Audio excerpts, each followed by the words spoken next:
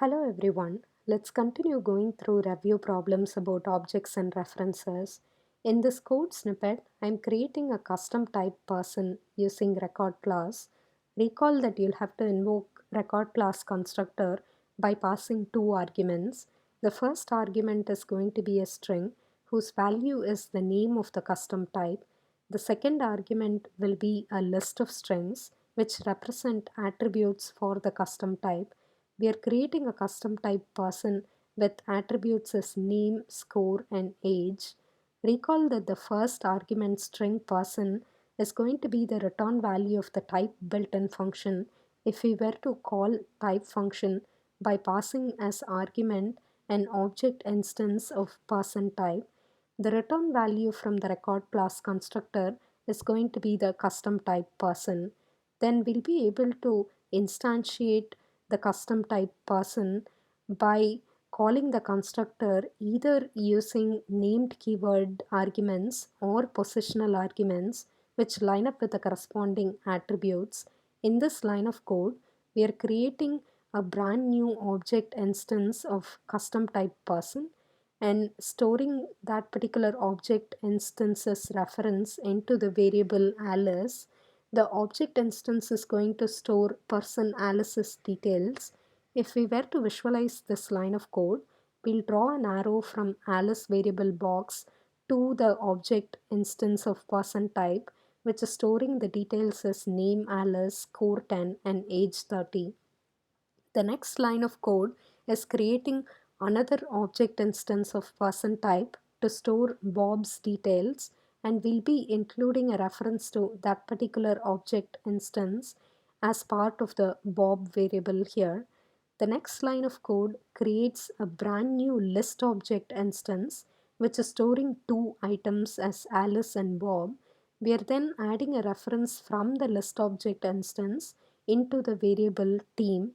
What this particular line of code does not do is that the list item entries do not directly contain the Alice and Bob variables.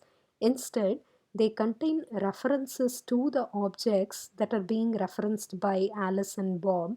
So you are going to draw an arrow from list index position 0 to the object instance that is being referenced by the Alice variable here, and similarly for the list index position 1, you'll add an arrow to the object instance that is being referenced by the Bob variable here. The last line of code is creating a brand new dictionary object instance. The keys are going to be strings A and B. The values are going to be Alice and Bob. So once again, you'll draw an arrow from the value position to the person custom object instances which are storing Alice and Bob's details here. In this particular example, we have two kinds of references. The first kind is within a variable. An example would be the reference within the Alice variable here. The second kind is going to be within other objects. Examples would be the list item which are referencing to these particular custom person object instances, and similarly the dictionary values which are once again holding references to the custom object instances of person type. We are going to do a recap of deduplication. Let me copy this example and paste it into Python tutor. Recall that deduplication refers to the fact that Python decides to create one object instance even though the program indicates to Python that it needs to create separate object instances. Let's go through this simple example from the beginning. I'm going to use render all objects on the heap Python view here. Once I click on first, that's going to compute 2 to the power 4, which is 16. So we are going to create an integer object instance 16 within the heap space, and we are going to include a reference to that particular object instance within the variable x. The next line of code is supposed to create a brand new integer object instance with value 16. Instead, Python somehow decides to include a reference from the y variable to the existing object instance, which represents integer 16 here. This precisely is what is meant by deduplication optimization done by Python. In the next line of code, we are creating a reference copy by saying z equal to x. That's going to create a brand new variable z, and we are going to draw an arrow from z to this particular integer object instance here. The fourth line of code is displaying the comparison operator result, which compares x equal to z and also x is z. Recall that the double equal to comparison operator compares the values of the objects, whereas the is comparison operator compares the references to see whether both of those references are referencing the exact same object instance. In this particular case, you're going to get true for both of these, which is not something which you would expect if you were not aware of Python's deduplication optimization.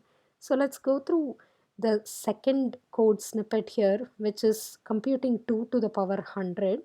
In this particular example, you're going to create two different object instances which have the same integer value. Line number 6 is going to update the reference from the x variable to this particular object instance, which is of integer type. That's going to be a very large value because we are computing 2 to the power 100.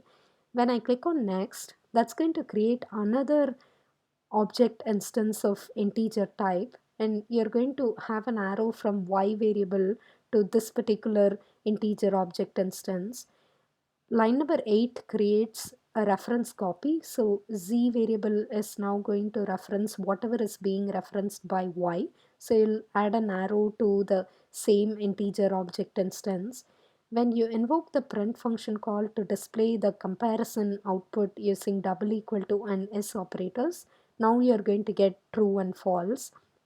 Often you would want to use double equal to comparison operator as opposed to is. Be very careful when you're using is because Python has this deduplication optimization which can completely throw off your expectations. Let me switch back to the slide deck. I'm going to wrap up this lecture video here. In the next video, we'll start talking about the new concept of copying objects.